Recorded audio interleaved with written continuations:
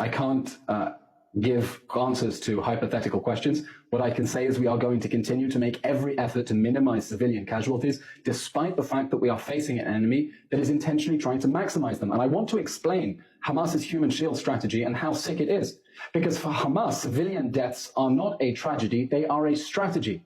Hamas has said openly that it is willing to sacrifice and martyr its civilians because that generates international sympathy, and that sympathy generates the pressure that they think will force Israel to desist and stop fighting to recover the 129 hostages who are still trapped in the Hamas terror dungeons, and stop fighting to bring to justice the monsters who perpetrated the October 7 massacre and have been threatening to repeat that every day since that horrific day when they butchered, burned, massacred and raped so many Israelis.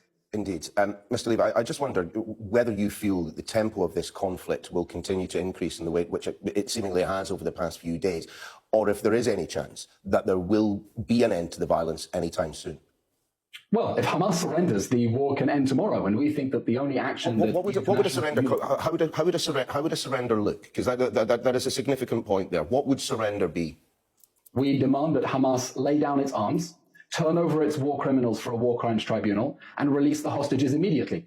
But if anyone thinks that this war is going to end with us abandoning our 129 hostages in the hands of the Hamas rapist regime and leaving that terror regime in power and able to threaten our people as they butchered them on October 7th, then they are sorely mistaken. Okay, but just to be absolutely clear then, as long as their atrocities can never return. Yeah, just to be absolutely clear then, so long as there is a single hostage in Hamas' hands, we will see bombings likes of which we have seen today, and indeed on Christmas Eve at Maghazi. We will see the ground offensive, such as we've seen over the past 24 hours, operating at the same level. As long as there remain hostages in Hamas' hands, this will continue.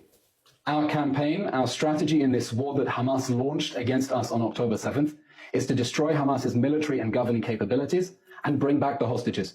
And we think that allies that want to bring this war to a speedy end, and believe me, everyone in this country wants this war to be over. We just don't have the luxury to end this war with Hamas still in power and the hostages in Gaza. Allies who want this war to be over should be standing by our side as we exercise what President Biden said should be swift, decisive and overwhelming force in order to bring the Hamas terror regime to justice after the atrocities of October 7th and make sure they can never repeat them again.